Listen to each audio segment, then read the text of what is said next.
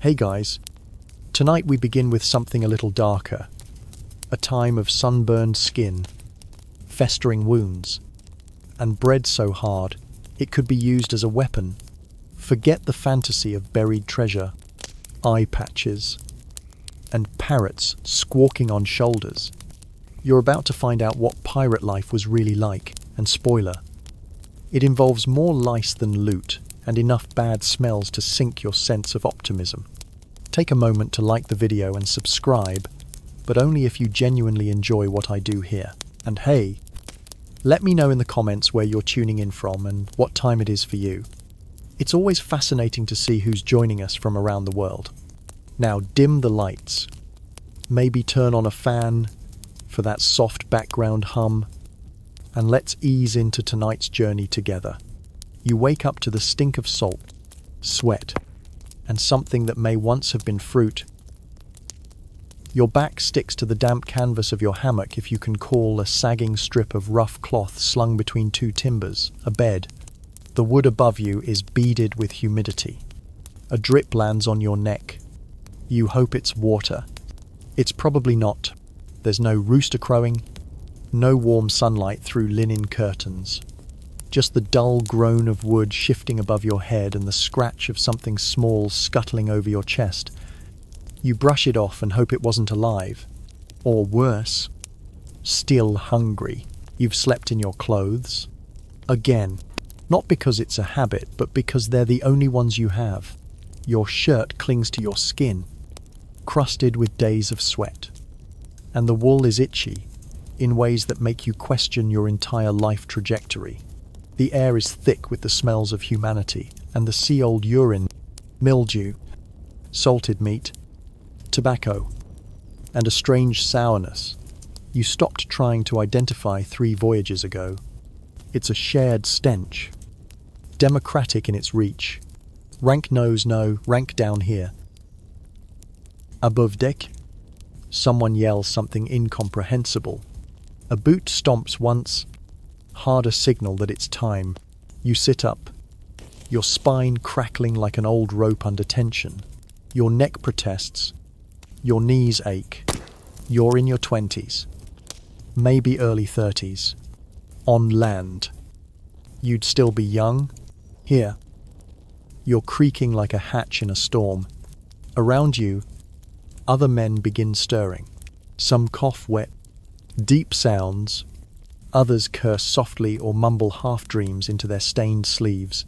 There's no privacy, no space, just sweat and slumber, stacked together like salted fish. You wipe your face with the edge of your sleeve. It doesn't help. The sweat is still there. You swing your legs over the side of your hammock, narrowly avoid stepping on someone's head, and plant your feet on the splintered floor of the lower deck. It's always damp, always sticky, always suspiciously warm. You haven't even made it to breakfast yet, and already you feel older. Outside, the world is waiting, sunlight stabbing through cracks in the hull, sails flapping above, and a whole list of unpleasant chores assigned to someone who, unfortunately, looks a lot like you. But for now, you breathe it all in. Salt, sweat, rot. Welcome back. You weren't born a pirate. Nobody is. There's no nursery for it. No charming apprenticeship under a kindly old corsair who teaches you how to tie knots and swindle taxes. No. Becoming a pirate is less a career path and more a slow, reluctant tumble down a flight of very bad decisions. Or sometimes, just a single unlucky one. You remember how it started. Not in sharp detail, more like the way barnacles grow on the underside of a ship. Quiet, persistent. You'd been working the docks. Or maybe on a merchant vessel. Maybe you were pressed into Navy service for a king you'd never seen and didn't much like. Maybe you deserted after months of back pay being delayed, which was sailor talk for never coming. Maybe you ran from something. A vet, a noose, a name, or maybe you just got tired of starving. You had a choice. Once, or at least The illusion of one. It probably came during a long night on a forgotten wharf, or while your captain flogged a man for sneezing too loudly, or when a fellow sailor whispered about a ship heading out at dawn with no flag and a generous take. No questions asked, no laws followed, just a promise of coin and a very different kind of misery. That's the real beginning. No ceremony, no oath, just you, stepping onto a ship that smelled worse than you did and learning fast not to ask why. They didn't make you swear loyalty to a pirate code that comes later, if it comes at all. At first, you're just new, which means you're the one fetching the water, patching the sails, and doing whatever the rest of the crew doesn't feel like doing. You are not yet trusted. You are not yet anything. Some joined for freedom, a few for vengeance. One man swore he just wanted to see the world, though he mostly sees his own blisters now. But most of you joined because you were broke, angry, or hungry, and usually all three. And while the sea is merciless, at least it doesn't ask where you're from. No one here cares about your name. What matters is whether you can tie a knot in a storm, haul a cannonball without whining, or keep quiet when things go sideways, which they do, often. There's a myth one you probably believed once that pirates live wild and free, roaming the seas in search of gold and glory. In truth, you mostly roam for food, for wind, for something to break the boredom. The only thing that makes you a pirate, really, is the flag you're not flying, and the bounty some port might already have on your head. But that's not your concern right now. Right now, you're still shaking off sleep, still feeling the sting of old sunburn and the tightness of old scars. You're here. That's all that matters. The why it stopped mattering a long time ago. Above deck, the air hits you like a slap made of steam and salt. You climb the ladder into morning light, blinking against the glare that bounces off the endless Sonnenlicht See. The horizon stretches in all directions, no land, no mercy, just blue upon blue upon blue. The sun's already high and unforgiving, burning your scalp through the worn seams of your hat. If you're lucky enough to have one, this is your home now. Not a castle, not a cottage, not even a proper shack. Just 60 feet of creaking timber and tar-soaked ropes floating on water deep enough to swallow every mistake you've ever made. Welcome to your ship, a misnamed vessel if ever there was one, with a name that might have once inspired fear or laughter, but now mostly inspires splinters and groaning. The deck shifts underfoot. The boards are swollen, uneven, and always a little wet, sometimes from rain, sometimes from waves, sometimes from reasons you don't ask about. The rails are patched with different woods, nailed together like the ship itself has survived too many arguments with cannonballs and coral. The sails hang like tired flags, sun-bleached and fraying at the edges. Everything here is faded, exhausted, and hanging on by knots and luck. You pass the helm. No one's there yet. The wheel is lashed to keep her steady, not that the sea ever lets anything be steady. Farther aft, the quartermaster barks orders. He always barks. It's his way of proving he's not the kind of man you ignore, even though you already have. Several times today, you glance upward, eyes trailing the rigging. Lines of rope and canvas stretch like a spider's web, where one unlucky sailor is already climbing, barefoot, clinging with toes and fingernails to a mast that sways with every wave. You try not to imagine falling from that height. You've seen it before. It makes a noise you don't forget. And below deck, the place you just crawled out of the cargo hold waits. Barrels of salted pork that should probably be condemned. Casks of water gone sour.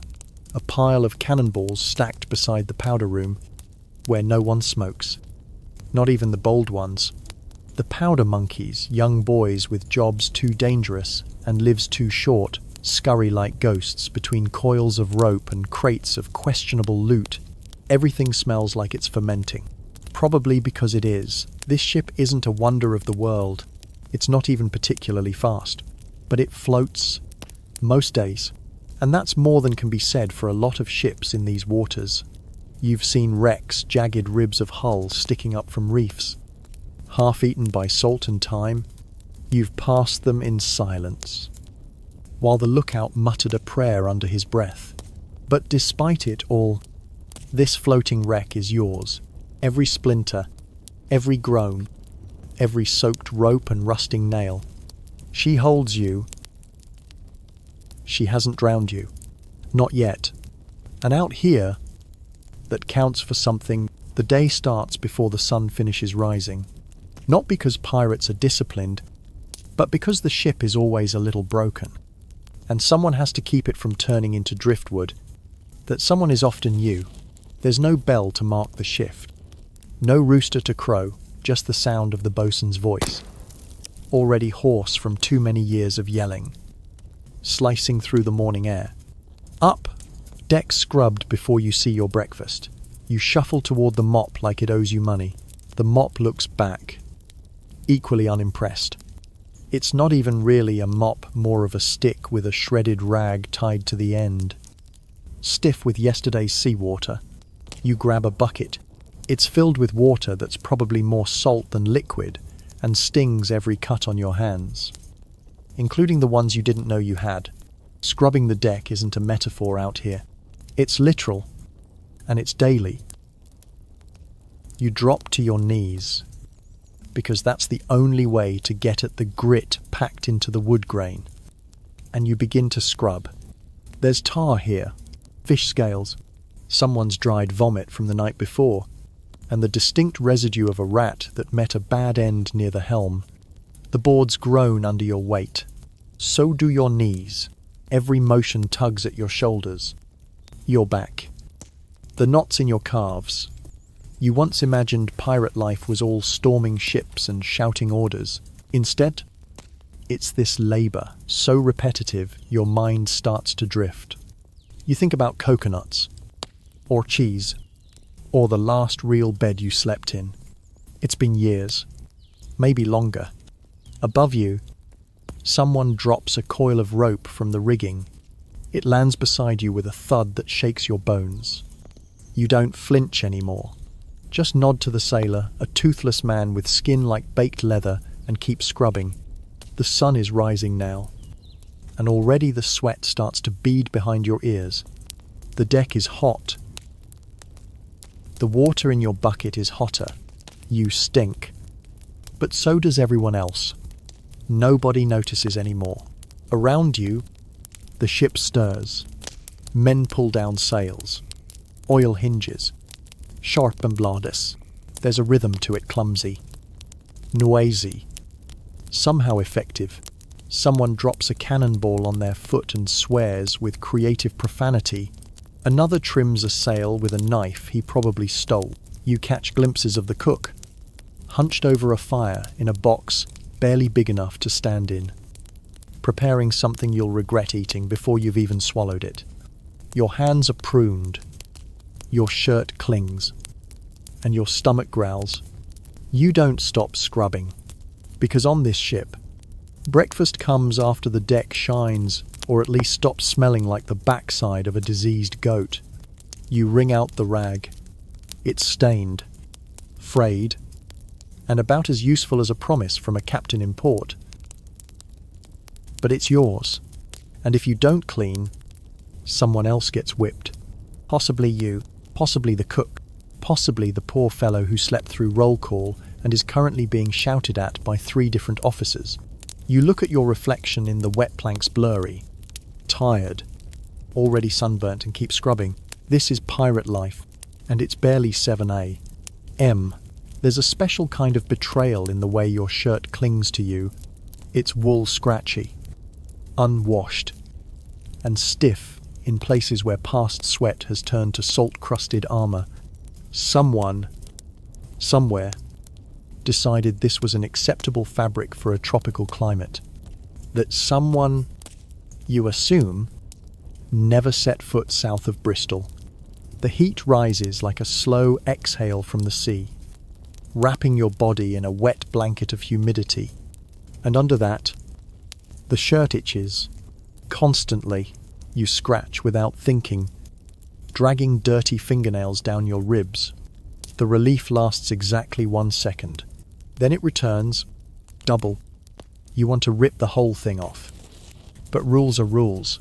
No shirt, no ration. And the captain doesn't care if you're melting. You're also wearing breeches, coarse, patched, and dark with the sweat that never fully dries. The waistband is a rope, not metaphorically, an actual rope, tied in a knot that no longer unties. You lost the buckle to your original belt weeks ago. Someone else might be wearing it now. That's how things go out here. Your boots, if you're lucky enough to still have both, are stiff and misshapen. Salt has eaten the leather. The stitching is fraying. One sole flaps a little when you walk, like a lazy tongue. You tried fixing it with tar. It sort of worked. Until it didn't. Going barefoot is an option, just not a good one. Considering the deck is a minefield of splinters, rust, and things you pray are fish guts and not human leftovers. There's no spare clothing. No laundry. You've worn this same outfit for weeks, maybe months, and it's now more a part of you than your own skin. Literally, in some places, you've had to peel fabric from wounds. The color. It might have once been navy. Now it's a soft shade of grime. You see the same look in the others. The hats are sweat-stained. The coats, where they still exist, are missing buttons or held together with string. One man has turned a curtain into a waist sash. Another wears a lady's bonnet as a joke, though no one remembers where he got it or when the joke began. The line between clothing and costume blurs when your sleeves have more holes than thread. And the lice. Let's not talk about the lice. They're always there. Sometimes they itch. Sometimes they bite. Sometimes they just crawl in visible patterns and make eye contact with your shame. You used to care. About fashion. About fit. About matching colors. Now you just want a shirt that doesn't try to exfoliate you into madness. You dream softly, abstractly of clean linen, of cotton, of the cool whisper of fabric that hasn't been soaked in seawater and misery. But dreaming gets you nowhere. So you adjust your belt rope, pat down the worst of the wrinkles, and get back to work. Because, in the world of piracy, your clothes may betray you, but the ocean always finishes the job. By the time you're done scrubbing and scratching and adjusting the rope that now serves as your belt, your reward arrives. Breakfast. Though reward might be generous, it's more of a ritual humiliation in edible form. You approach the cook's corner, a scorched, blackened box of wood and metal tucked near the stern, where a sputtering flame tries to stay alive despite every rule of wind and physics. The cook greets you with a grunt. He looks like he's been aging in brine for the past decade. One eye's half shut, maybe by choice, and his apron, once white, now closer to grease and regret, is stiff enough to stand on its own. He hands you your ration. A biscuit. Not a soft, flaky kind. Not the kind your mother might have made. If you even remember her, this is hardtack. A thick, square chunk of baked flour, salt, and indifference. Designed more for survival than enjoyment. You knock it on the table. It knocks back. You bite into it carefully, testing each tooth for weaknesses.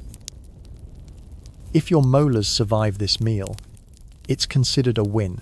There's a faint crunch that isn't bread. You pose, turn the biscuit over, and see the tiny, telltale holes. Weevils, you could pick them out. You don't. At this point, they're just extra protein. Your drink is water, sort of It was water once. Then it was stored in a wooden barrel under a leaking beam beside the salted pork. Now it tastes like fermented regret. With hints of algae and splinter, you sip it anyway. Because thirst doesn't care about flavor notes. Some mornings, you're lucky. There might be a slice of salted meat, thin, tough, more gristle than meat. The kind of thing you chew and eventually give up on halfway through, tucking it in your cheek like a guilty secret. Today, no meat, just hard biscuit, warm water, and the company of your own lowered expectations. You eat in silence, surrounded by other men chewing just as grimly. One curses softly under his breath with every bite, like he's casting a spell. Another stares into the sky, biscuit in hand, dreaming of eggs, or oranges, or anything that doesn't double as masonry. There's no talking. Really. Not a breakfast. Words are for people with energy, and this meal doesn't grant any. It merely delays starvation. Some sailors pretend it's fine. They joke. They hum. They even play a little dice game while gnawing, but you've seen the same thing in all their eyes, the slow, creeping realization that this is it, that this might be your last meal before a storm, before a raid, before slipping on a wet rope and becoming chum. You chew slowly, not for taste, but to make it last. You'd think a pirate ship would be lawless, just rum, swords, and shouting, but that's not quite how it works. Out here, hierarchy clings tighter than your shirt, and even though no one wears a crown, every crew has its own kind of kingdom. You're somewhere near the bottom. Maybe not the lowest you've survived long enough to know which ropes not to touch and which barrels not to sit on, but close enough to feel the boots above you. At the top, of course, is the captain. He's not a king exactly, but more of a necessary storm cloud, respected, feared, occasionally obeyed. His quarters are slightly bigger, slightly cleaner, and smell only moderately like mildew. He's the one who makes the big calls when to chase, when to flee, when to gamble your lives for someone else's gold. You see him maybe once a day, stalking the deck with his coat flaring like he thinks it's still 1,690. But it's the quartermaster who really runs the show. He's not above swearing at you for coiling rope the wrong way. He counts the loot, settles disputes. He assigns hammocks and punishments. If the captain is the lightning, the quartermaster is the thunder, slower, louder, and always right behind you. And if you cross him, you won't get yelled at. You'll get volunteered to clean the bilge or scrub barnacles off the hull with your fingernails. Then there are the gunners, the riggers, the carpenters, specialists, each with their little territory and unspoken status. The cook, somehow, wields more fear than the gunners on a bad day. Maybe it's the cleaver. Maybe it's the mystery of where exactly the meat comes from. And then there's you, a deckhand, or a swab, or whatever name they call you today. Your job is to do what you're told. When you're told, and not complain louder than the wind, you haul lines, patch sails, teak knots, scrub things that have never been clean. You sleep near the powder room and pray nothing sparks. Above you in age or rank are men with more scars and fewer teeth. One might have a nickname like Stumps or Dog Ear, not because it's endearing, because it's accurate. There's no official uniform, but there's definitely a code. Speak when spoken to. Share your tobacco. Never steal from a mate unless you're sure you won't get caught.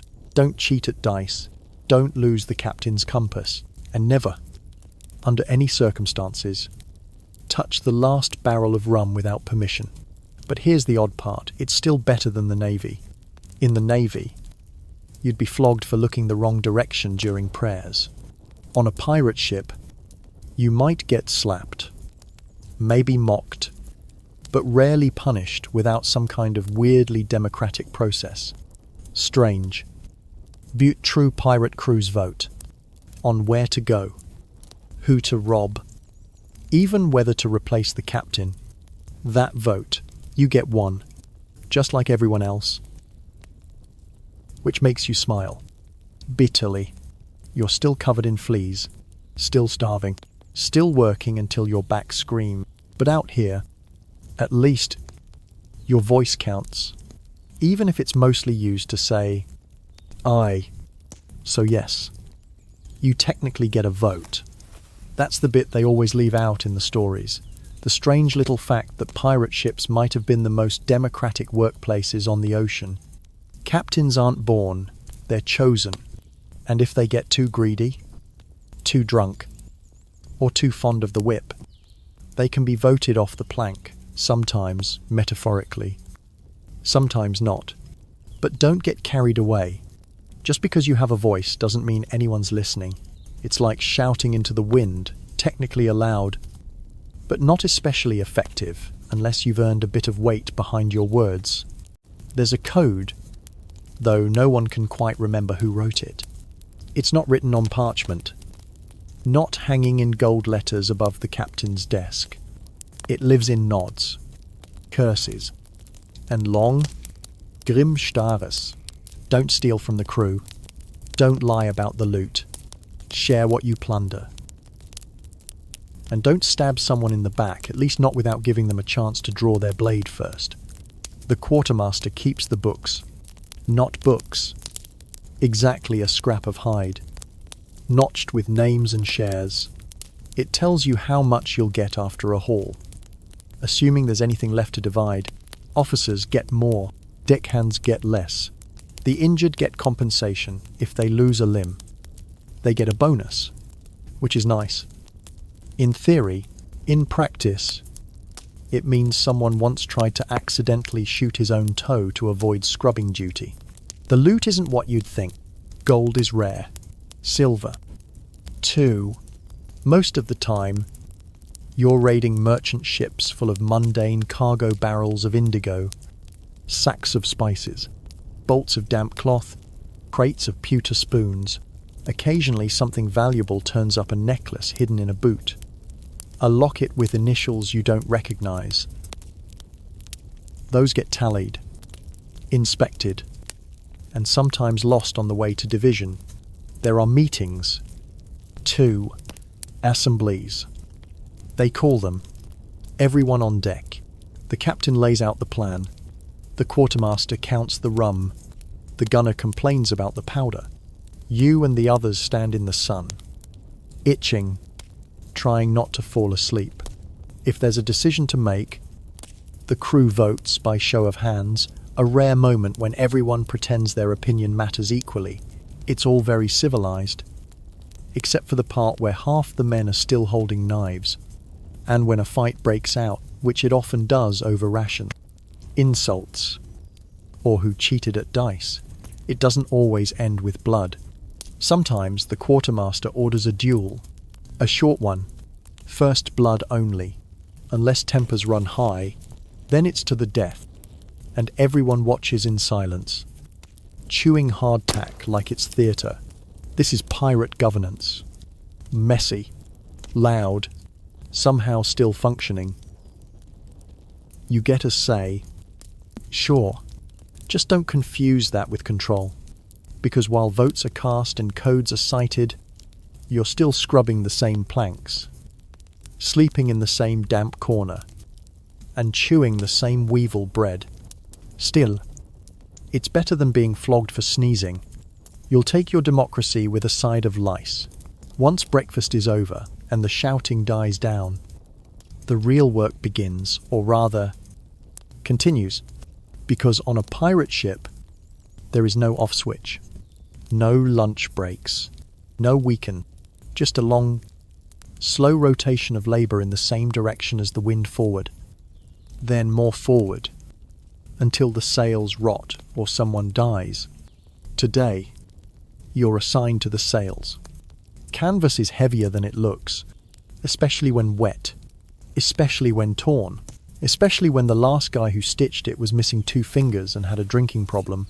You climb into the rigging with a needle longer than your hand and a coil of rough twine that tangles at the slightest breeze.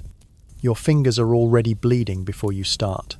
The ship rocks gently, like a cradle you never asked for. You sway with the motion, gripping ropes that smell like old vinegar and skin. The wind stings your eyes, and you squint through it, trying to align 2 edges of canvas that are determined to hate each other. There's a rhythm to it: jab, pull, curse, repeat. The sail flaps angrily beside you, protesting your repairs like a sick animal snapping at its caretaker. You mumble threats at it under your breath. The sail doesn't listen. It never does. Below, someone is polishing a cannon. Not for beauty, nothing on this ship shines, but to keep the rust from sealing the barrel shut. You hear the dull, scraping sound of metal on metal, like 2 bones grinding together. It's oddly soothing, like background noise in a particularly violent dream. You finish the stitch, tie it off with a knot you hope won't undo in the next storm, and climb back down. Your arms feel like noodles. Your hands are sticky with sap, or tar, or blood. You're not entirely sure which. You wipe them on your shirt. It doesn't make much difference. Next, task: haul rope. There's always rope to haul. You pull a thick, salt-heavy line from the deck and loop it through pulleys that creak like they're trying to remember their purpose. The sun is now high enough to bake your scalp through your hat. If you had hair, it'd be curling. If you had dignity, it left with the last clean shirt. Someone nearby is cleaning fish. The smell reaches you before the sound, sharp, oily, a little sweet like rot with ambition. You don't look. It's better not to see the source of your next meal. Time drips slowly. Every job runs into the next. Patch the sail, replace a board, scrape barnacles, stir the tar, bail the bill, haul, stitch, tear, repeat. No gold, no glory, just labour, endless, thankless. Mosquito bitten labor. And still, somehow, it's better than being on land. You don't know why. Maybe because out here, no one pretends things are clean, or fair, or permanent. You keep working, because the ship never stops moving, and neither do you. The sun has reached its height now, and with it comes the stillness, not of rest, but of exhaustion, the kind of hush where even the wind seems to sweat. You wipe your brow with the back of your hand, smearing salt and grime across your forehead. There's nothing left to do for a moment. So you lean against a barrel and pretend the deck isn't swaying. Pretend your legs aren't sore. Pretend you're not dreaming of shade that doesn't exist. You take a breath, and that's when you smell it bodies. Not one, all of them. The combined odour of over 30 unwashed men crammed onto a floating wooden box for weeks at a time. It's sweat. It's mildew. It's sour breath and bad teeth and wet wool and damp canvas and something vaguely medicinal that probably used to be alcohol. It clings to everything. Your clothes, your skin, your very thoughts. There is no bathing. Not really. Water is precious, more precious than gold, unless it's falling from the sky. And even then, it's caught in tar-streaked buckets and shared out for drinking first. If you're lucky, someone rigs a canvas tarp to gather rainwater, and there might be enough for a rinse, but usually you clean yourself the same way you clean everything else with salt water and shame. You splash your face with a ladle of seawater. It stings your eyes, dries your skin, and leaves a crust that makes you itch worse than before. But it tricks your mind into thinking something has been reset. Clean is relative. Toilets. You laugh. Inwardly, there's the head, a plank overhanging the bow, open to the sea. You crouch there like a gargoyle and hope the ship doesn't lurch mid-process. Privacy doesn't exist. Modesty is a faded memory. Lice are constant companions. Fleas, too. And the occasional rat, which isn't always considered a pest. Sometimes it's dinner, or at least part of it. You saw a stew once with a tail still floating. No one mentioned it. No one cared. Clothes are rarely washed. Soap is a rumor from another life. When things get too foul, you scrub with sand, beat the fabric against the side of the ship, and hope the ocean takes pity on you. You once saw a man trying to floss with a bit of twine. He lost a tooth, called it progress. Another swore by brushing his teeth with crushed charcoal. His gums bled for a week. The idea of hygiene out here isn't about cleanliness. It's about survival. Scrape off what you can. Ignore the rest. Hope the smell doesn't make you faint before the sun does. And yet somehow you stop noticing. After a while, the stench becomes background. The filth. Normal. You adjust your sense duel.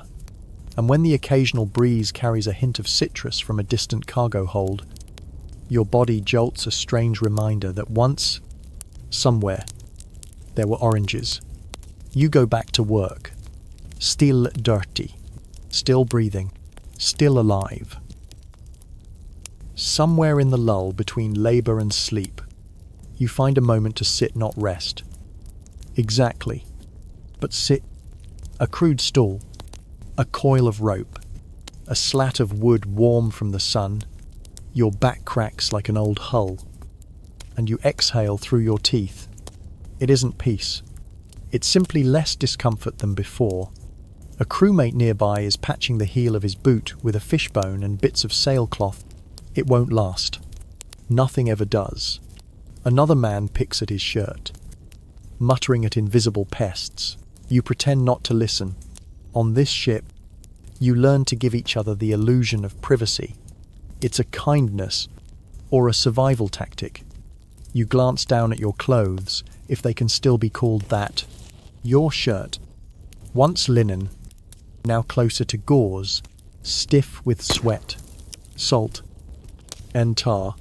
The trousers sag at the knees, threadbare from kneeling on planks that splinter without warning.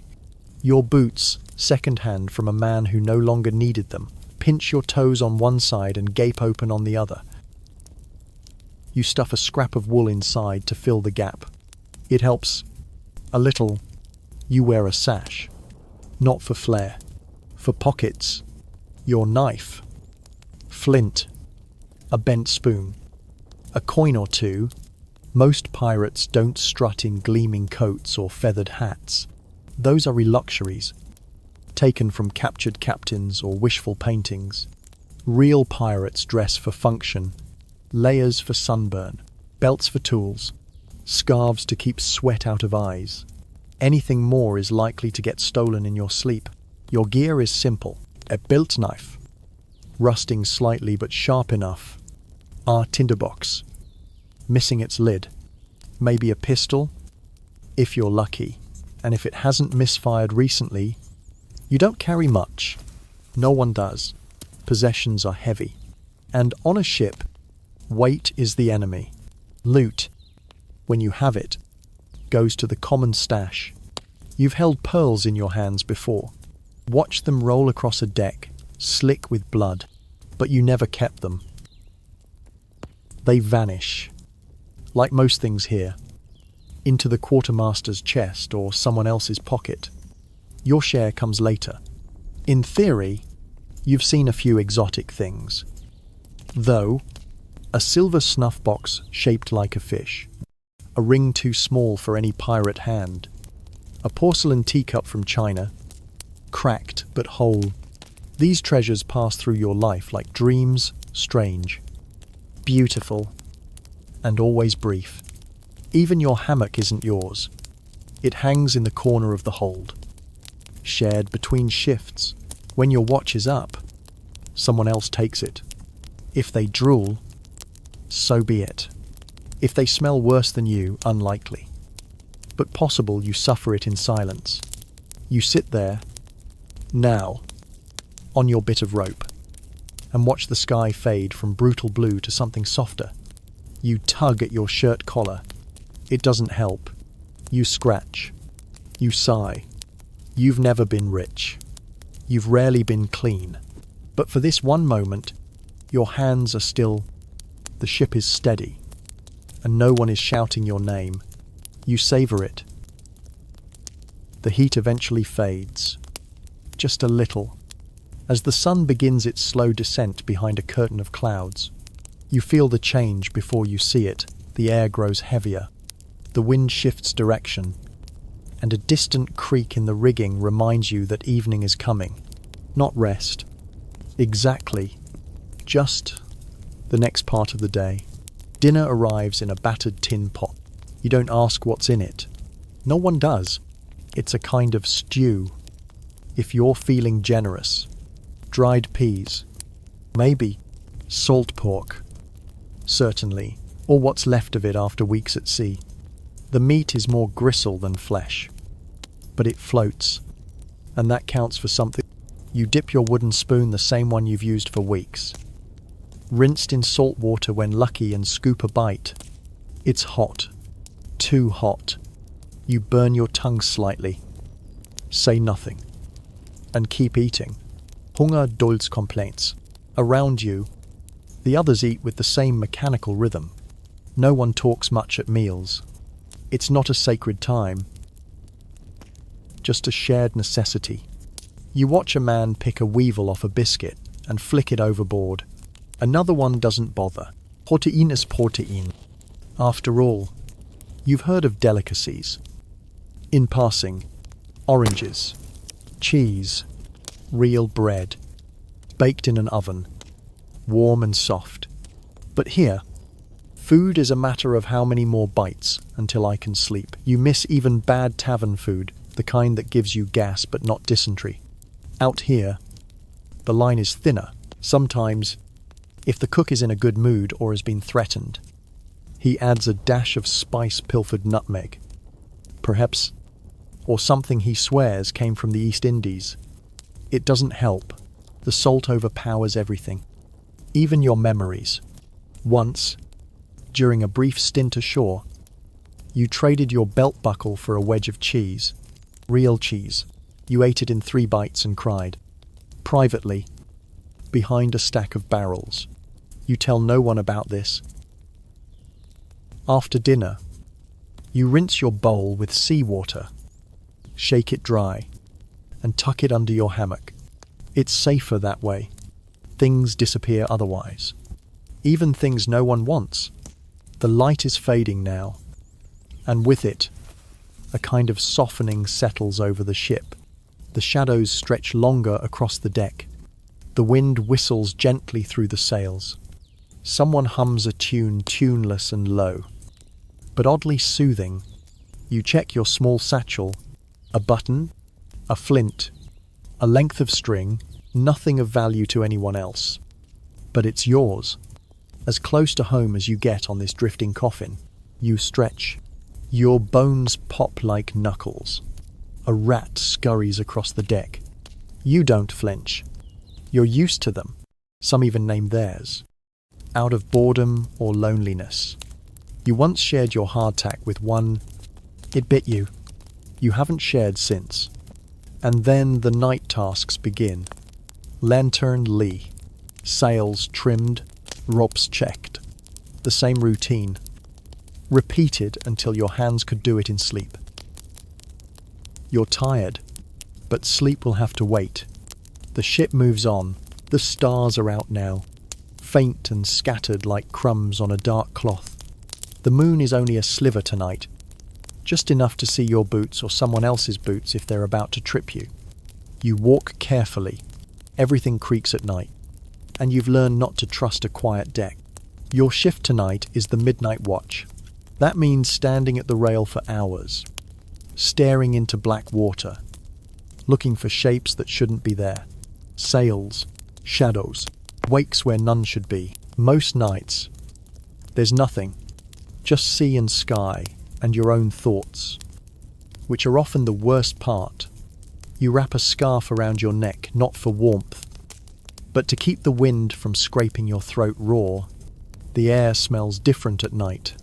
Cooler, less pungent, almost clean. If you close your eyes and imagine hard enough, the deck under your boots is sticky from spilled pitch. Someone dropped a ladle earlier and didn't bother to clean it up. You step around it, out of habit.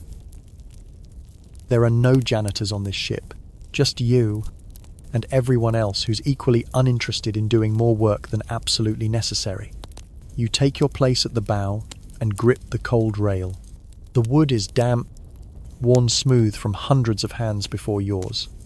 You rest your elbows on it and lean forward, letting the salt air sting your face awake. The night is loud, in its way. The groan of the ship's hull, the slosh of waves, the occasional muttered curse from someone stepping in something warm, and always, the wind soft, persistent, like a whisper that never quite stops.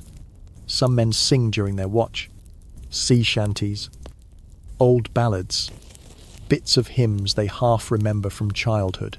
You hum now and then, mostly to stay awake. Once, you tried to sing The Maid of Amsterdam, but your voice cracked on the second verse, and someone threw a shoe. You haven't tried again since. Your thoughts wander, as they often do out here. You remember land vaguely, caverns that smelled like spilled beer and sawdust, cobblestones under your feet, a woman with dark eyes who slapped you for stealing her pear. It was a good pear. You wonder what she's doing now, probably not thinking about you. You shift your weight from one leg to the other. Your left knee aches from an old fall in rough weather. You rub it absent-mindedly. Nothing helps, but it passes the time. Eventually, another man joins you, his boots louder than yours. His yawn almost comically long.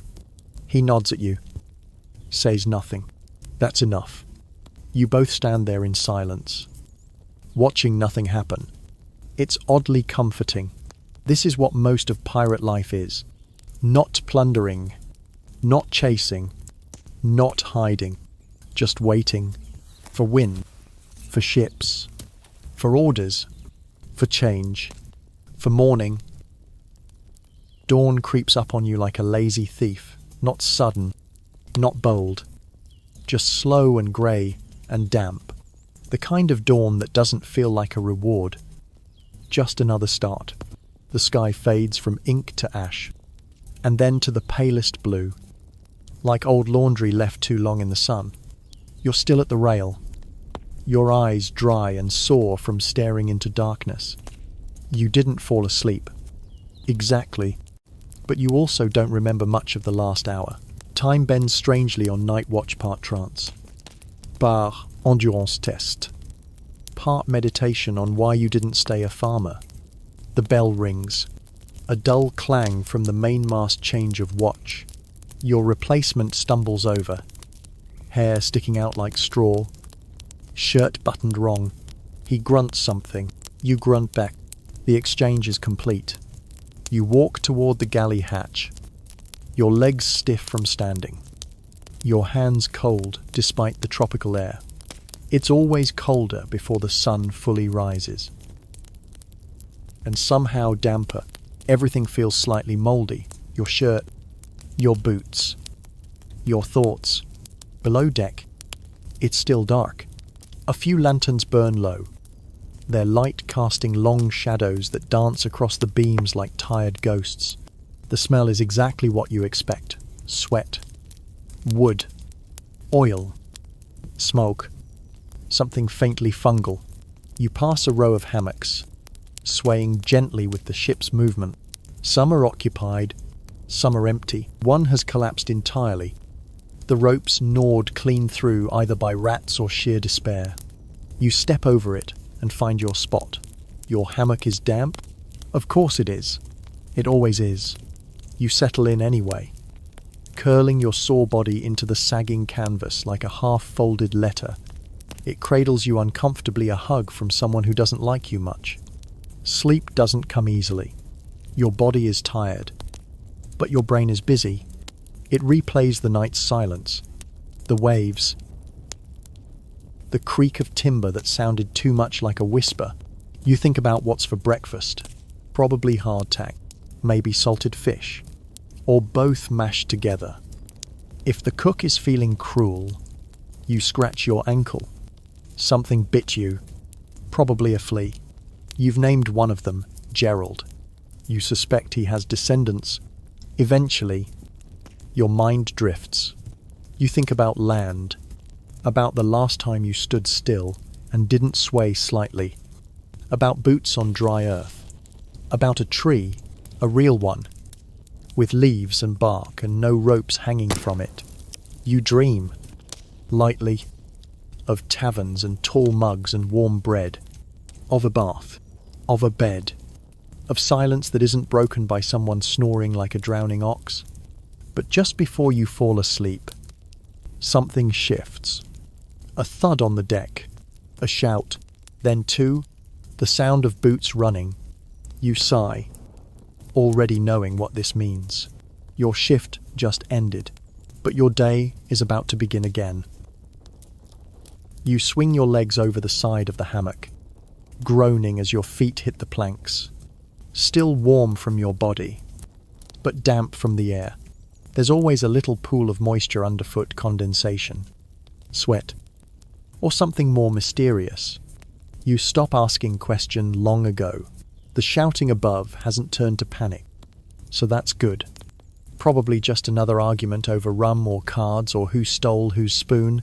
Pirate disputes don't escalate in volume, they escalate in speed. If it's cured after a shout, someone's bleeding. If it's loud, someone's bluffing.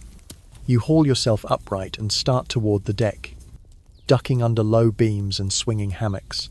You pass a few groggy men still pretending to sleep, faces buried in arms, hoping no one notices their turn for work has arrived.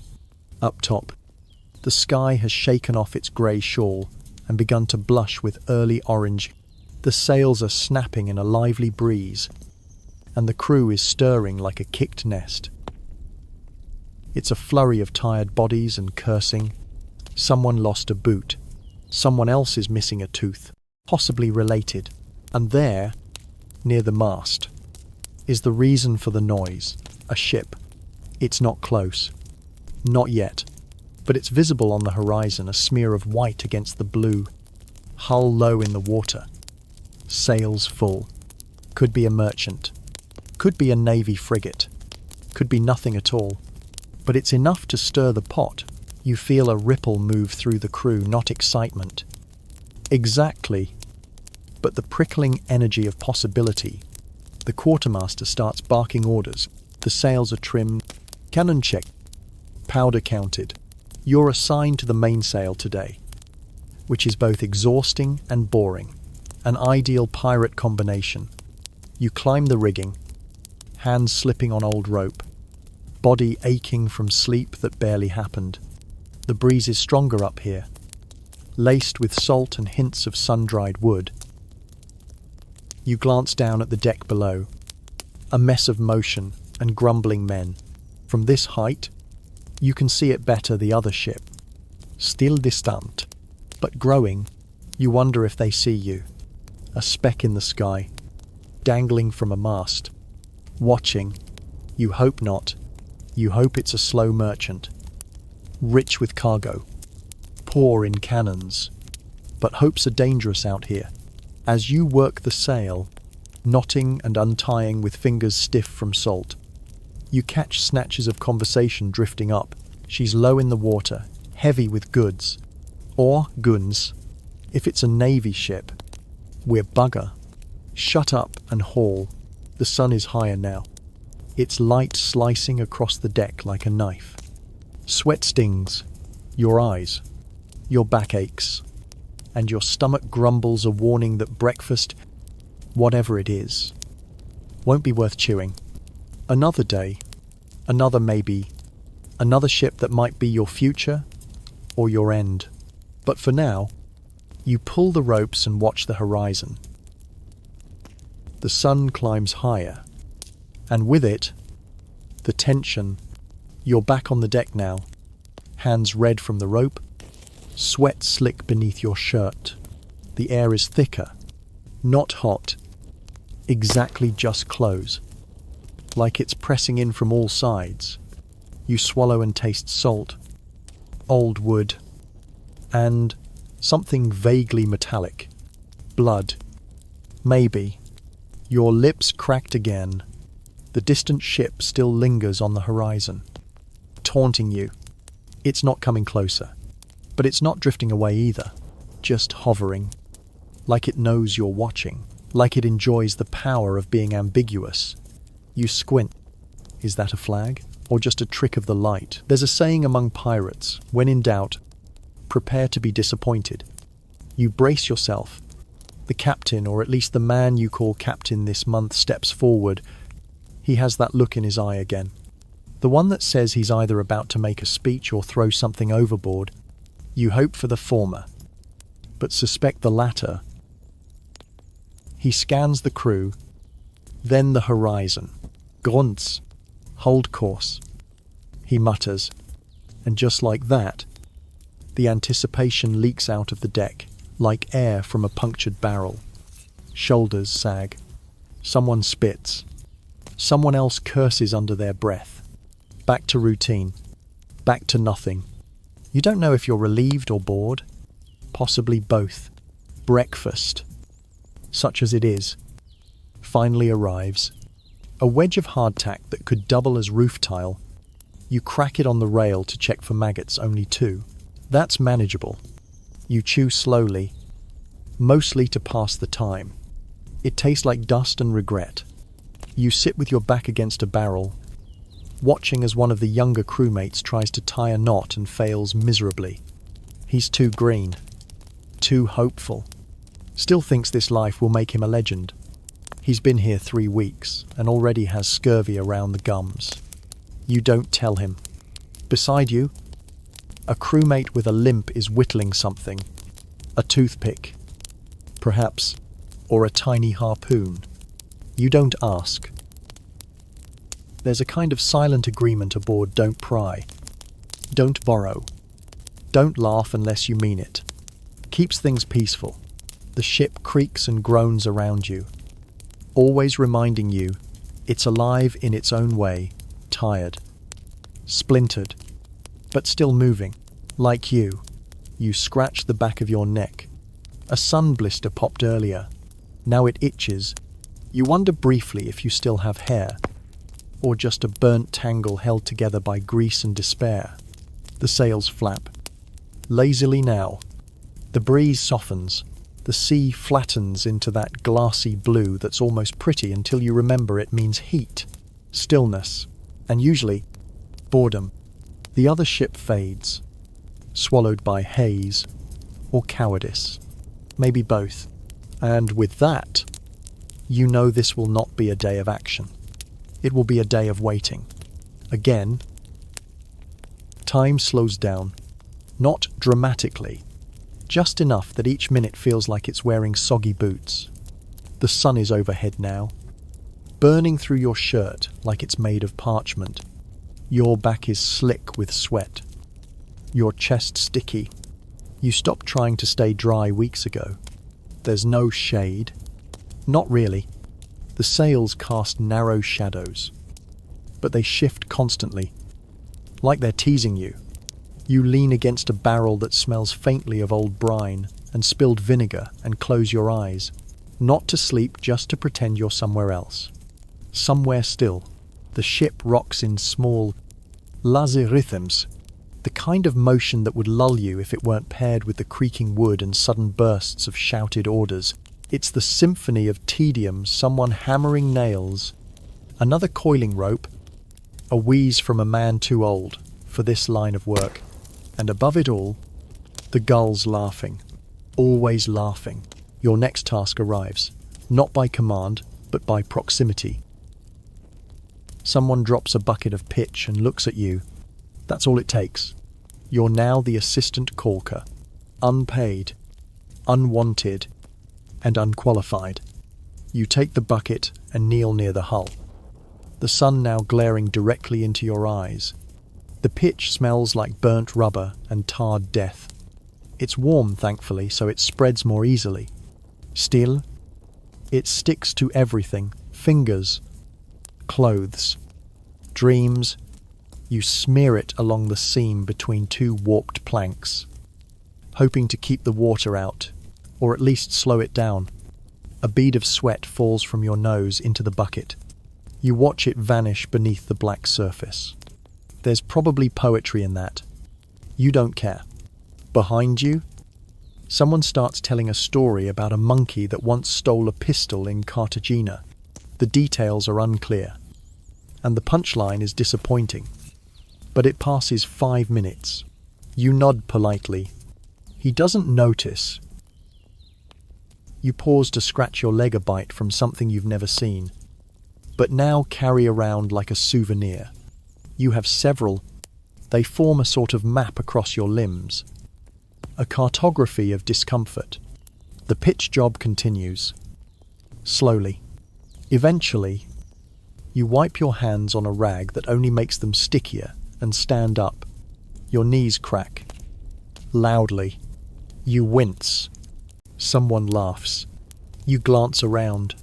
The deck looks the same as it did 3 hours ago, possibly 6. You've lost track. Time does strange things out here. Days blend together, marked only by the position of the sun and how many biscuits are left in the barrel. You walk to the rail and stare at the sea again. It's flat. Too flat. You'd almost welcome a storm, not because you want one, but because it would be something besides pitch, sweat, and silence. But the sea doesn't care what you want, and neither does the captain. The afternoon drags on like an old man with a limp. You find yourself doing what everyone else does when the chores are done and the wind is light, pretending to be useful. You tighten a rope that doesn't need tightening. You inspect a barrel that's been empty since last month. You nod thoughtfully at a patch of deck as though you've discovered something fascinating. No one calls you out. They're all doing the same. A card game has started near the bow. A few men crouched around a battered crate.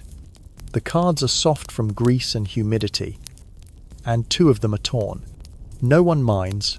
The stakes are low scraps of tobacco, a boiled egg, the last clean spoon. You watch for a while, not because it's exciting, but because it gives your eyes somewhere to rest. One man accuses another of cheating. The accused denies it with great flair and absolutely no credibility.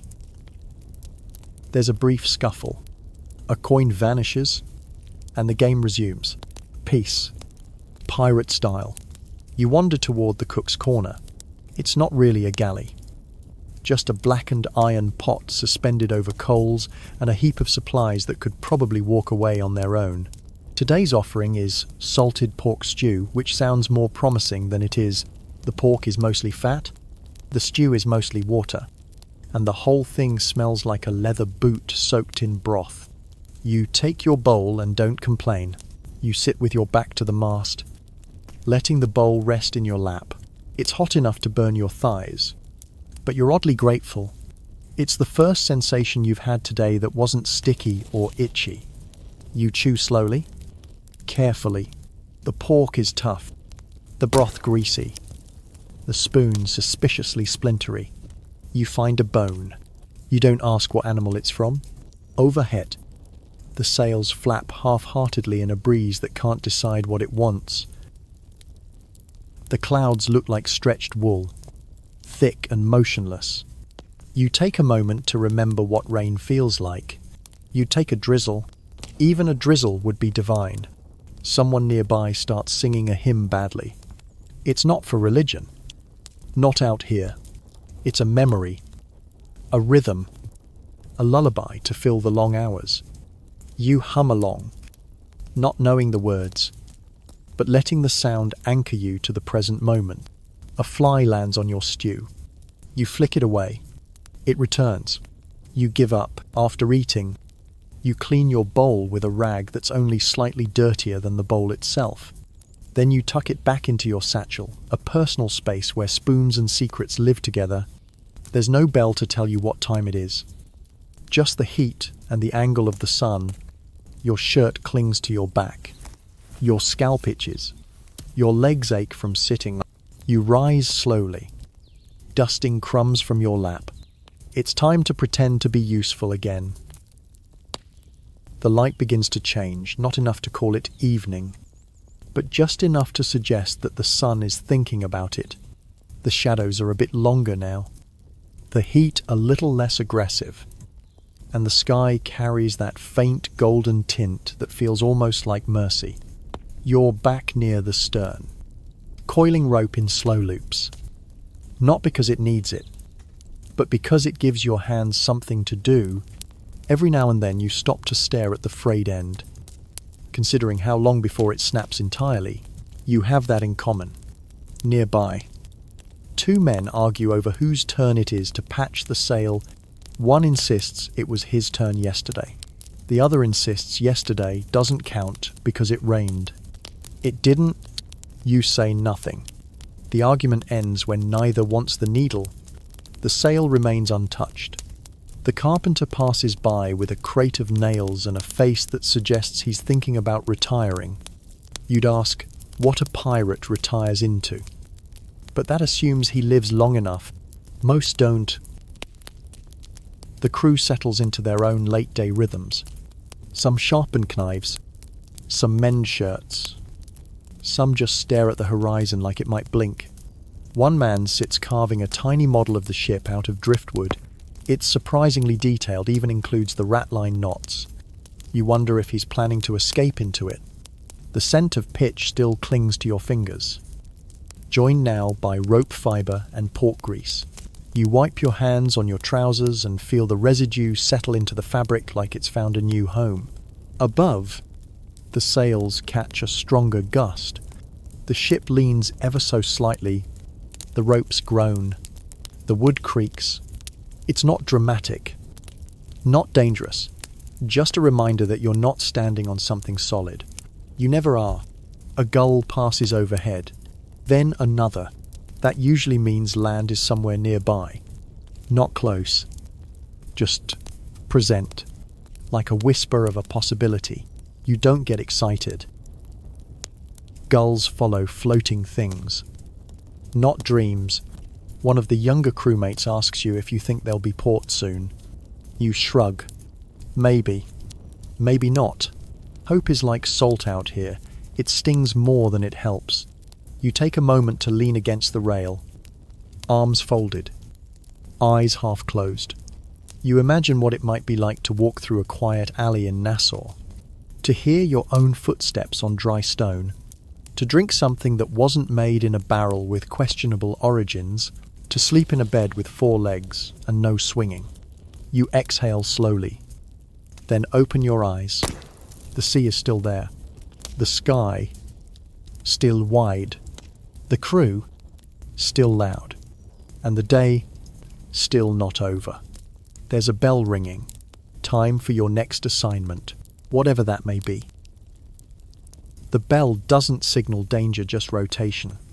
A change in duties. A reshuffling of discomfort. You finish coiling the rope, or at least make it look convincing, and head toward the quarterdeck, where the first mate is gesturing with the sort of authority that implies no room for negotiation. He doesn't speak much, just points. You follow his finger toward the aft water barrels, refilling the scuttlebutt. It sounds simple. It isn't. The barrel is heavy, the ladle awkward, and the water, well, the water hasn't been fresh for days, weeks, perhaps. It's not green, which is comforting, but it smells slightly like boiled cabbage and old pennies. Still, it's better than nothing. You dip the ladle carefully, trying not to stir the bottom. That's where the slime gathers. The surface is manageable, slightly warm, slightly metallic. You sip. It tastes like it's seen things. Still, you drink deeply. You've stopped expecting satisfaction. Now you aim for survival. Once the main bucket is topped off, you start making the rounds. The men nod or grunt as you pass. One thanks you, He's missing 2 teeth and probably thinks you're someone else. You hand the ladle around like it's communion, sacred in its own way. Hydration is one of the few comforts that doesn't end in a hangover. Someone makes a joke about adding rum to the barrel. Someone else glares. You don't laugh. You've seen that joke go wrong. After the rounds, you lean the ladle against the barrel and sit nearby. The breeze has returned gentle now, curling around your ears like a whisper. You tilt your head back and feel it move along your scalp. It smells faintly of brine and something herbal, maybe a sprig of thyme left from last month's cookout. You notice your boots are starting to crack at the toes. The salt eats leather slowly but thoroughly. Everything on a pirate ship is temporary gear. Food, friendships, teeth. You stop mourning losses after a while. You just make do with what's left. The sun begins its slow descent. You wouldn't call it beautiful. Exactly. But it softens the world. The sails glow like stretched parchment. The deckboards look less splintered, more sun-kissed. The ocean becomes a kind of molten glass. If you squint, you can almost pretend this life is peaceful. Someone sings again. A different voice now. Hoarser. Slower. A sea shanty this time, the kind you don't hear in taverns. This one is about a man who mistook a whale for land and never made it home. Everyone knows it's nonsense. But no one interrupts. You hum along, eyes half closed, fingers tracing a scratch in the wood beside you. The song fades, the breeze cools, and the ladle waits for the next round. The sun slips lower, casting everything in amber. Shadows stretch like lazy cats across the deck. You rise slowly, joints stiff from sitting on wood that never quite stops moving. A sigh escapes your lips, not dramatic, just the tired kind that happens when you've done the same thing for too many days to count. Evening chores begin. You're assigned to lamp duty tonight, a modest but important task. Someone has to light the ship's lanterns. Without them, the night is nothing but a dark, creaking void full of stubbed toes and unseen elbows. You fetch the oil canister from a small chest by the galley. It leaks a little and smells like fermented fish guts, which, to be fair, it might partly contain. You don't ask. You don't want the answer. The lanterns are few, one at the bow, one on the stern rail, one outside the captain's cabin, and 2 hanging near the mainmast. You go from one to the next, trimming wicks, checking for cracks in the glass, carefully pouring oil, and shielding the flame from the wind with your cupped hand. It's delicate work. You've seen men catch their sleeves and lose eyebrows. Each lamp flickers to life with a quiet sputter.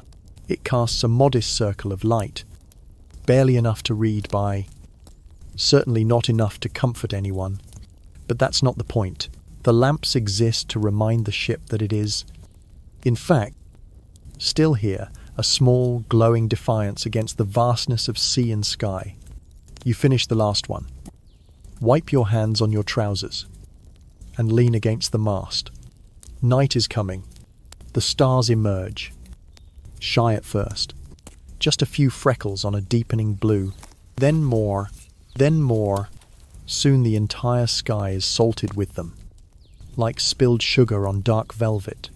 You can feel the ship settle beneath your feet, as if even it is starting to relax. The sounds shift: fewer boots, more creaks, the occasional cough, the soft lap of waves against hull. You pass a few crewmates playing a slow dice game. No laughter, just the clink of bones and muttered scores. Someone wins, but no one cheers. It's not that kind of night. Your stomach grumbles, but you ignore it. You know what's left in the pot: the dregs, overboiled beans, maybe a rind of something that used to be meat. You'll eat later. Or you won't. A few rats skitter across the deck near the food barrels. One pauses to look at you, whiskers twitching. You stare back. In this moment, You are equal survivors, with questionable diets and nowhere else to go. You glance up at the sails. They're still full, pulling you somewhere unnamed, somewhere probably disappointing. But for now, the lanterns are lit, the night has begun, and you are still here. The air has changed. It's cooler now, but not crisp, more like the breath of a tired sea god. Damp, heavy, with a hint of mildew and wet rope. You can taste it when you breathe. Not unpleasant, just persistent. You make your way below deck for a moment of stillness. The hold is dimly lit by one swaying lantern. Shadows dance across barrels and crates, creating creatures from nothing. You pass hammocks swaying with the movement of the ship, some occupied, some just swinging gently like ghosts waiting their turn. Your own hammock is wedged between a beam and a stack of salted cod. It smells accordingly. You slide in sideways, careful not to spill your balance. The fabric sags and squeals. Every joint of this ship groans, like it's decades older than it really is. You lie there for a while, eyes open, staring at the crossbeam above. It's marked with scratches, not yours, but someone's.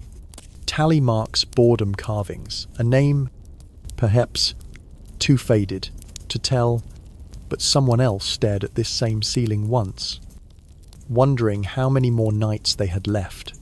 Sleep doesn't come easily. Not because you're not tired, you are, but because tired and sleepy aren't the same thing. Your back aches. Your feet itch. Your mind, though dulled by routine, still finds corners to wander. You hear someone retching in the far corner. Could be seasickness. Could be the stew. Could be both. Someone else mutters in their sleep. A soft snore. A cough. The rustle of a rat. These are your lullabies now. You reach over to feel your satchel. Still there. Still lumpy with the same few things. A spoon. A rag. 2 coins. And a button that might once have been gold. No one knows why you keep it, including you. But it feels like it matters. You close your eyes and try to count waves. 1, 2, pause. 3. Then, a sudden lurch, the ship dips unexpectedly, and your hammock sways like a cradle caught in the wind. You open your eyes again. A crewmate stumble past, half asleep, heading up the steps, probably his turn on night watch. You're not jealous. You're not eager either. You just exist here, in this floating limbo, where nothing is certain except that something will probably break tomorrow.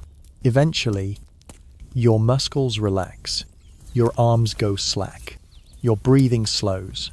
You listen to the rhythmic creak of the ship, the groan of wood, the occasional thud above deck. It's not peace. Exactly. But it is familiarity. You feel yourself beginning to drift, not into dreams, but into that soft place between thought and sleep where nothing hurts and nothing matters. And then, your name, spoken, low and urgent. You sigh, and you swing out of the hammock. Watch duty waits. You climb the narrow steps back to the deck, boots heavy with the reluctance of interrupted rest. The night has grown thicker, deeper. The stars above are clearer now, less like decoration and more like quiet witnesses to everything you endure. Watch duty is not glamorous. It's not even particularly useful most of the time, but it's necessary, they say. Keeps the ship from being caught unaware, catches fires before they spread, discourages theft, or mutiny, or whatever else bored men might get up to in the dark. You take your place by the starboard rail, your lantern swing beside you. Its light dim and modest, casting your shadow long and stretched across the deck like an exhausted ghost. You lean against the wood and let the night speak. The ocean hums beneath you, not loudly, not urgently, just a steady, ceaseless whisper. You can hear the wind in the rigging, a faint tune, high and lonely. Every now and then, the sails flap as the ship adjusts her course by inches. The movement is subtle, like breathing. You feel the coolness on your cheeks now. The sweat of the day has dried, leaving behind the salt crust that you stopped noticing weeks ago. You scratch absently at your neck and feel a welt. Probably a bite. You hope it was from something you can name. The deck is mostly quiet. A few other shadows pace slowly. Other watchmen doing the same motion with the same glazed look. No one talks. Words are too heavy for this hour. You peer into the dark sea. It's impossible to tell where the water ends and the sky begins. The line between the two vanishes at night. Occasionally, you spot a glimmer, not a star, but a flicker in the water, phosphorescent plankton. Maybe living things that glow when disturbed. The sea has its secrets. Even in sleep, you check the hourglass that marks your shift. Halfway done. You shake it slightly, not because it helps, but because it makes you feel involved in the passage of time. Your thoughts wander. You remember land vaguely, the taste of fruit, the feel of dirt under your nails, the sound of trees moving instead of canvas. These memories feel like stories now, told by someone else. A soft thud behind you startles you. You turn quickly. It's just a loose bucket tipped by the wind. Still, your heart thumps for a moment longer than it should. You remind yourself if something bad happens, it won't sneak up quietly. It will arrive like thunder, like cannon, like orders barked too fast to understand. But tonight, there is only stillness. You lean your arms on the railing and let your shoulders drop. Breathe in the night, breathe out the fear, and wait for the sand to run out. The final grains of sand slip through the narrow waist of the hourglass. You flip it once more, not for duty, but for ritual. Your shift is nearly over, and you can already feel your limbs beginning to yearn for stillness again, not rest. Exactly, but at least a chance to stop pretending to be alert. You give the deck one last slow sweep with your eyes. No ships on the horizon, no flame, no screams, no signs of mutiny or meteor, just the same creaking wood, sighing sails, and the occasional cough from the shadows. Your relief arrives without a word. A nod is exchanged, nothing more. He takes your spot, adjusts the lantern, and assumes the posture of practiced boredom. You envy him slightly. For the next 2 hours, he gets to pretend he's in charge of something. You shuffle back below deck, ducking low to avoid the beam. You've hit a dozen times before. The air down here is still warm and stale. The scent of bodies, mildew, rope, and oil mixes into something you've stopped resisting. You step over, a sleeping man sprawled halfway out of his hammock, his foot twitching like he's dreaming of walking on solid ground. You ease yourself back into your own hammock. The fabric is still warm from earlier. You reposition your satchel to serve as a pillow and adjust your posture, trying to find a place where your hip bone doesn't jab the wood. You fail, but it's close enough. Above you, a spider inches its way along a beam, trailing a line of silk between 2 iron nails. You watch it move, calm and determined. You wonder if it knows what a ship is, if it thinks this constant sway is just how the world behaves. A sudden itch on your scalp reminds you that not all ship life is poetic. You scratch, then scratch again. Lice, probably, or just salt, or just your mind playing tricks. Either way, as it pass, your stomach rumbles again. You try to remember what dinner was. Some kind of stew, mostly liquid, possibly potato, possibly not. A creak, a sigh, a shuffle in the dark. You're not alone. Of course, but loneliness doesn't need physical isolation. It lives in the cracks between voices, between shared silences, between the question you're too tired to ask and the answer no one will give. You close your eyes again. This time, it feels easier. The hammock sways, the deck groans, the ocean hums her ancient lullaby, and somewhere, not too far off, a seabird cries. But you begin to drift. The sun wakes you before the bell does a streak of dull orange pushing through a crack in the planks, slicing across your eyelids like a lazy knife. You groan softly, not from pain, but from the sheer weight of beginning again. The hammock cradles you in its sagging curve, and for a moment, you consider staying right here. Let someone else swab the deck, pour the slop, argue over who took the last clean rag. But you know better. You rise with the same grace as a sack of flour, stretching muscles that protest with small, bitter twitches. Your back cracks, your shoulder complains, a reminder that you're not new at this. Even if your face hasn't fully grown its pirate lines yet, you splash your face with water from a shared basin that smells slightly like feet and fish. It doesn't refresh so much as shock you back into movement. You wipe your face on a shared rag that someone optimistically refers to as a towel. Then you lace your boots slowly, carefully, because yesterday you rushed and walked with a stone under your heel until sunset. Breakfast is being served from a dented iron pot. You approach with your tin bowl and wait in line, listening to the same 3 jokes you hear every morning, told in different accents, none of them new. When it's your turn, you receive a ladleful of something thick and grey. Porridge, maybe, or boiled biscuit mash. It's warm, which counts for something. You sit cross-legged on the deck, watching a beetle crawl across a crack in the boards while you eat. Around you, the ship wakes with reluctant energy. Men yawn, curse, spit. Someone tunes a fiddle string, just one note. Then silence. Someone else sharpens a knife on a stone. The scraping sound loud in the stillness. You overhear part of a conversation. Something about the last port. Something about rum gone missing. Something about a man who never returned from the brothel in Nassau. No one seems particularly concerned. The sea takes people all sorts of ways. After eating, you rinse your bowl with a splash of seawater. It leaves a salty film on the metal. But you don't mind. Clean is a concept you no longer aspire to. Only less filthy seems attainable.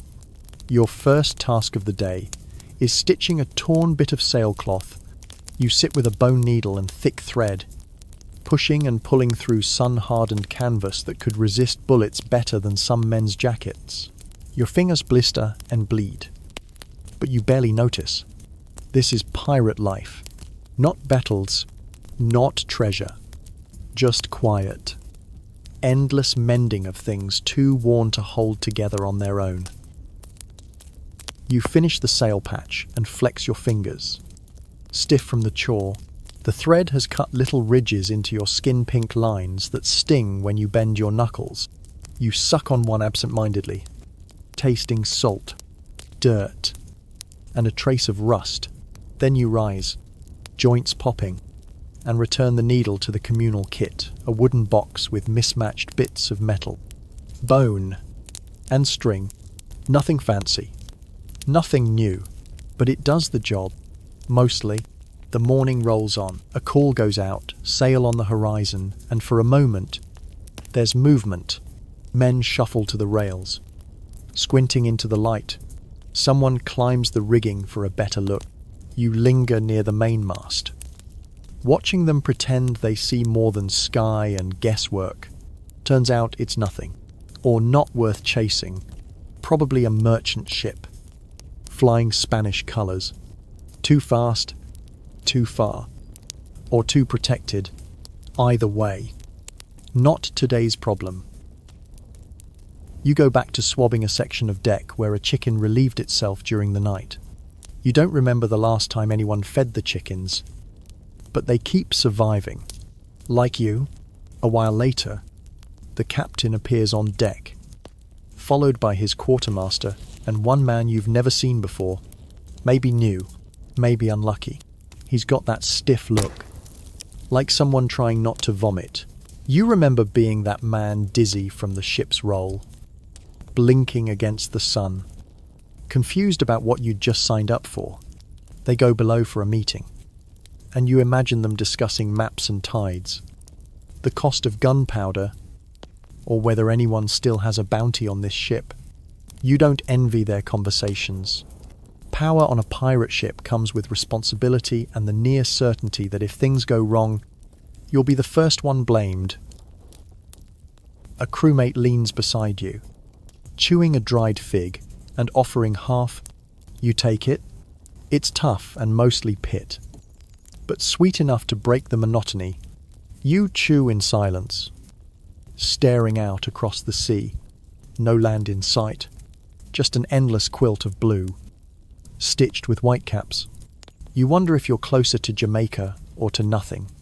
The map in your mind is vague, more made of names than of places. Port Royal, Tortuga, Nassau. You've been to all of them. You can smell them even now. Spice, sweat, sewage, and rum. But out here, you're between. Someone yells from the rigging. Nothing urgent, just testing rope, checking knots. You glance up at the maze above sails slack, but functional, lines strung like a spider's web against the sky. You're grateful you're not on rope duty today. Your palms still have scars from last time. The sun climbs higher, and sweat returns in tiny beads along your neck. Another day has begun in earnest. You sigh, scratch your collarbone, and keep working, because that's what pirates really do. The noon sun finds you hunched in a shadow that barely counts, trying to avoid turning into a piece of salted meat yourself. The deck is hot enough to fry fish, though no one would waste one like that. Sweat gathers under your arms and slides down your back, leaving itchy tracks beneath your shirt. You'd take it off, but the fabric is the only thing keeping your skin from blistering. Someone near the forecastle is arguing over a playing die. You can hear the heat in their voices more than the words, not real anger. Just the kind that boils up from boredom and bad luck. It'll pass, or it won't. Either way, the ship rolls on. You're given a task that seems designed more to fill time than to accomplish anything useful, coiling ropes. Not the worst job. Honestly, it gives your hands something to do while your mind wanders. You let your thoughts drift with the sway of the ship, back to nothing in particular. Occasionally, you hear a cough from below deck. Not a casual throat clear, but the deep kind that rattles from the chest like old wood in a storm. It's been going around. Some say it's just sea lung. Others whisper fever. Either way, the sick are left to sweat it out. You hope it passes you by. Someone brings up the last bit of tobacco, passed around like communion. You take a pinch, roll it in paper, and light it from a shared flame. The smoke bites your throat, but it's a welcome distraction. For a moment, you feel almost civilized, squatting on the sun-baked planks, squinting at nothing, pretending this is what freedom smells like. You hear the carpenter swearing softly as he fits a new patch onto a leaky plank near the waterline. His tools are worn thin, the handle of his hammer wrapped in cloth where it's split. He talks to the wood like it's an old dog coaxing it, cursing it, convincing it not to fail. You respect that. There's no glamour in his work. But when the ship groans during a storm, it's his sweat that keeps you floating. Later, a small barrel is opened dried peas again. Some groan, but no one refuses. Hunger makes critics into grateful beggars. You chew without pleasure, chasing each bite with sips of lukewarm water from a shared flask that smells faintly of iron. The sun begins to dip just slightly, and a faint breeze stirs the edge of your shirt. You pose, close your eyes, and let it wash over you. It's not relief, but it's something close. A mercy, perhaps, or the sea remembering not to kill you just yet. You reopen your eyes and coil the last rope. Then you wait for the next command, because on this ship, boredom is king, and your loyalty, as always, belongs to the hours. Evening comes slowly, like a drunk man finding his way back to his hammock. The light softens, slipping across the deck in long golden fingers that turn the wood to honey and your sweat to sparkles. It's almost beautiful. If you squint and forget the smell, dinner, if you can call it that, is ladled out with less ceremony than pig slop. It's some mixture of dried beans and pork fat that's been boiled into a paste. The cook insists there's meat in it, but no one's found a piece since Tuesday. You eat it anyway, sitting with your legs crossed, using the corner of a hard biscuit to scrape the last of it from your bowl. Someone nearby hums a tune, something wordless and old, the kind of melody that might have been sung in a Welsh mine or a Portuguese vineyard. It rises and falls with the creak of the ship, and for a moment you feel like the deck is swaying to the rhythm. No one claps, no one joins in, but no one tells him to stop. After the meal, you're given a break, a luxury bought, not with good behaviour, but with the simple fact that there's nothing else to do. You lean on a barrel near the stern, watching the sea darken into navy ink. A few gulls circle above, still hoping for scraps, still cursing their luck. Beside you, two men are arguing about the moon, whether it controls madness, this, or just the cycle of women, which none of them have seen in months. You listen without joining in. The conversation is half nonsense, half superstition, but it passes the time. You think about the moon too. Not the science of it, but the sight. Tonight it's a thin crescent, hanging low like a forgotten coin. You wonder how many men on how many decks have stared at it, thinking the same thing, that the world is so big, and you are so very small. Someone farts, loudly, and the spell breaks. There's laughter, half-hearted but real. The man responsible bows, and someone throws a biscuit at him. He eats it off the deck. This is the high poetry of pirate life.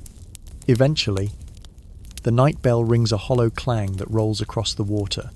The watch is changed. The air cools. Shirts are unbuttoned. Boots removed. Hammocks claimed.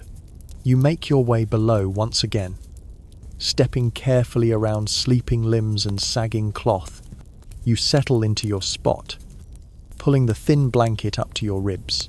It smells like everything else aboard mould, man, and damp wood. Your body aches in the usual places.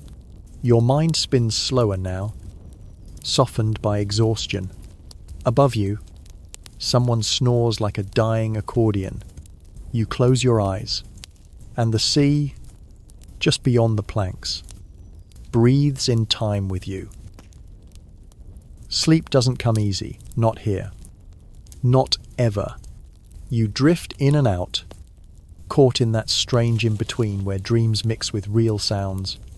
A creak of timber becomes a voice. A snore becomes thunder. For a while, you're not sure where your body ends and the ship begins. Eventually, though, the exhaustion wins. You slip under, swallowed by the rocking cradle of the Caribbean. You dream of dry land, cobblestones and bakeries, real beds and wooden doors that don't breathe with the tide. Then, far too soon, a boot nudges your side. Note hard, not unkin, just enough. You grunt and swing your legs out. The deck beneath your feet is still warm from bodies. Someone coughs deep, wet, unsettling. Another man mumbles a prayer in a language you don't speak. You pull on your shirt, still damp from yesterday's sweat. It clings like regret. Your boots take effort. Salt has stiffened the leather. Every stitch you forced into the sail now feels like it's buried in your fingers. Up top, the world is darker than you expected. No moon tonight, just stars. Sharp and scattered, they feel too bright. Too cold, like they're watching. You take your post near the mainmast. It's your turn to listen to nothing, to scan the sea for ships that never come. You let your gaze drift across the black horizon, waiting for a shape that might never appear. Arrets scurry past your boot. You don't move. It doesn't either. You share the space. Neither of you chose to be here. After all, the night passes slowly. A few whispered conversations reach your ears, men speculating about the next raid, or the next port, or the next possible mutiny. Nothing serious. Just talk, to keep the ghosts away. You find a splinter in your palm and pick at it with a rusty nail. It hurts, but it's something to do. The blood beads up, dark in the starlight. You think about the men who never made it past their first voyage. The ones who couldn't stomach the food, the smell, the uncertainty. The ones who jumped ship, or got themselves marooned, or caught something that boiled them from the inside out. You wonder if they were smarter than you. A breeze picks up faint, but salty and real. It cuts through your shirt like a knife and brings the scent of something distant, maybe land, maybe rain, maybe a rotting whale carcass. The sea doesn't explain itself. You close your eyes for a second too long. Tilting, but you catch yourself and snap upright. It's not courage that keeps you awake. It's habit, and the understanding that in this world, the line between sleep and drowning is thinner than most realize. The stars begin to fade, not because they're done shining, but because the sky is quietly preparing for dawn. It begins with a barely noticeable lightness along the edge of the water, not gold, not even grey, just less dark. You feel it more than you see it. The way your skin knows a chill is lifting before your eyes confirm it. A seagull cries somewhere above the first noise that isn't man-made in hours. You tilt your head and watch it float past, low and slow, scouting for breakfast. You envy its wings, not for freedom, but for distance from the smell of this deck. You shift your weight from one foot to the other, trying to wake up your legs. They've gone numb, bored from standing still. You rub your thigh and yawn so deeply it makes your eyes water. Across the ship, someone else mirrors you without knowing it. The synchronized ballet of exhausted men pretending to be alert. The watch is relieved. No speech. No thanks. Just a nod and a trade of places. You hand off your post and head toward the steps, stretching your arms above your head until your back cracks like old timber. Below deck, the air is thicker, more breath than breeze. You step over sleeping forms, tangle your way through hammocks, and drop onto a bench near the back. A tin cup waits there, still crusted with last night's rum. You sip what's left, swishing it between your teeth like it might scrub them. It doesn't, but it's something. Someone wakes up hacking into a rag, and you glance over, not in concern, you're long past that, but just to see if it's new or familiar. It's familiar. Good. Less paperwork if they die. You rub your neck, feel the grit and crust of dried salt. You should wash, but you won't. Not unless it rains, and not even then. If you're already dry. Breakfast comes again. This time it's ship's biscuit and something pretending to be gravy. You chew slowly, staring at the same knot in the wall you always stare at. You've named it the knot, not the biscuit. You call it Captain Splinter. It's been more consistent than your real captain. After eating, you're given an hour to rest or mend your gear. You choose rest, leaning back against a barrel of something that probably used to be apples. It's soft now, and the stench is faintly sweet, like rot pretending to be fruit. You close your eyes for a few minutes, not to sleep, but to pause, to disappear. No dreams, no thoughts, just breathing, in time with the creak of the ship, and for a brief moment, you forget what day it is. Not because it matters, but because forgetting is, perhaps, the closest thing to peace a pirate ever gets. A voice breaks your stillness low, muttering, almost embarrassed. It's one of the younger crew, asking if you've got a spare needle. He tore his shirt near the shoulder, and now flies have taken a special interest.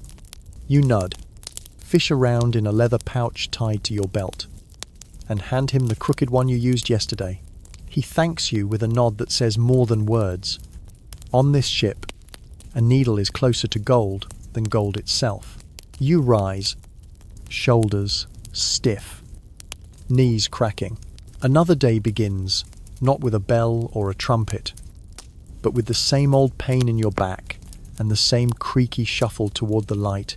Up on deck, the sun is already asserting itself. It glares off the water like it's personally offended to see you still alive. There's word that you'll reach land soon, or what passes for it. Maybe a smuggler's cove. Maybe an outpost near Tortuga. No one's certain, but the possibility of firm earth under your feet brings a quiet buzz to the men. You try not to hope. Hope, you've learned, is just another kind of thirst. And thirst is dangerous when you don't know if there's a well. You're assigned to powder check, inventorying the remaining kegs of gunpowder, making sure none are soaked or leaking. It's dull work. And careful, a single spark could turn the whole hold into a fireball. You crouch in the gloom, sniffing for moisture, tapping barrels, and chalking marks on the wood every few minutes. You stop to wipe the sweat off your face. Above deck, someone sings again, this time a proper shanty. You don't catch all the words, but they mention a Spanish fort and a goat with poor manners. Standard fare. You finish the count and climb back into the light, blinking like a mole. Someone's polishing the cannon, another's stitching up the captain's jacket, which split dramatically during last week's speech. There's always something to fix fabric. Metal, morale. Then there's a commotion near the stern. A new man, barely more than a boy, has tried to filch a bit of dried fruit from the quartermaster's stores. He's caught. Of course, no one steals alone on a ship full of thieves. The punishment is swift but not cruel. He's made to clean the latrine buckets for a week, which is as close to mercy as you'll get out here. You watch without judgment. You did worse once and were forgiven, or at least too forgotten. The wind shifts slightly, a change in direction. The helmsman adjusts the wheel, whistling through cracked lips. You stretch your arms, gaze out toward the horizon, and wonder again if there's truly land ahead, or just another day floating in circles. By mid-afternoon, the sun has risen to its full disdain. The deck feels like it's breathing heat up from its plank, each footstep slow and deliberate to avoid bursting blisters. Even the shadows look tired. You find one near the forecastle, lean back, and chew a bit of leathered citrus rind to keep scurvy at bay. Though the fruit's so dry, you'd have better luck chewing the sole off your boot. Someone nearby is playing a game with dice carved from animal bone, gambling for scraps of tobacco and bragging rights. You watch without playing. You've lost more to boredom than betting. And right now, you're conserving both. A soft rumble rolls through the crew. Someone has spotted a sail on the horizon. Not close. Just a ghostly triangle stitched into the blue. For a few tense moments, there's speculation. Is it merchant navy fellow pirate? No one knows. The captain peers through his glass and says nothing. But the course doesn't change, and the tension dissolves into the usual humidity. If it were trouble, you'd know by now. The sea doesn't do surprises, it does omens. You're sent to help with sail repairs. The canvas is coarse beneath your fingers. Toughened by salt and sun, you push the needle through like you're sewing bark. Pulling the thread with teeth and calloused knuckles. It's slow work, but almost meditative. The rhythm of it, the scratch of thread, the quiet curses from the sailmaster beside you. He tells you a story, something about a goat, a Spanish bride, and a bar fight involving a spoon. You laugh, but softly, because laughter carries strangely at sea. It can feel out of place. You stop for water, ladled from a barrel that was once rum. It tastes faintly sweet, slightly sour, and entirely old, but it's cold enough to make your teeth ache. So you savor it like wine. Later, you oil your blade, not because you expect to use it, but because routine is sacred on this ship. Clean gear, clean boots, a clean soul, or so the old-timers say, though most of their souls are stained darker than the sails. A breeze picks up from the east, carrying the scent of land, not fresh, not floral, but dirt, real dirt. Maybe mangrove, maybe peat, whatever it is, it's not salt. And that alone makes you straighten your back. You climb up to a better vantage and squint. In the distance, low and green, is a line of trees. Not a dream, not a cloud, land. There's a quiet excitement in the air, not cheering. Butte energy, a shift. You feel it underfoot, the way a horse can feel when the rider changes their mind. Land means work. Land means spending. Land means trouble. But still land. And after weeks of being a ghost on the water, you welcome the idea of shadows with soil beneath them. The island rises slowly as the ship draws closer, like a secret, revealing itself one reluctant inch at a time. Palm fronds sway lazily on the breeze, and the hills behind them shimmer with heat. No grand port, no grand welcome, just a shallow bay with a creaking dock and a few crooked huts balanced on stilts. But to you, it looks like paradise, or at least a change of smell. The ship anchors, not with ceremony, just routine. The chain clinks. The sails are drawn. The shouting begins. You're not part of the first shore crew, which is fine. You've learned it's often better to arrive second. Once the dust has settled and the tempers have burned off, still, you perch near the railing, watching as a small boat is lowered, loaded, and pushed toward the shallows. Men grumble. Sargo shifts. Gulls scream. The dock creaks beneath unfamiliar feet. A few locals linger nearby. Traders. Informants. Maybe thieves. It's hard to tell. Everyone smiles here, but not with their eyes. Gold teeth gleam in the sun. A monkey with one ear sits atop a barrel, scratching itself with theatrical disinterest. You finally get your chance to step ashore in the late afternoon. The moment your boots hit the dock, you feel the wobble in your legs. Land sickness. It's the cruel joke of the sea that even when you escape it, it still clings to your bones. You walk slowly through the dust, passing stalls that sell everything from bananas to bullets. The air smells like roasted fish, horse sweat, tobacco, and mango. A carnival of decay and sweetness. You bite into something that might be breadfruit and burn your tongue. Worth it.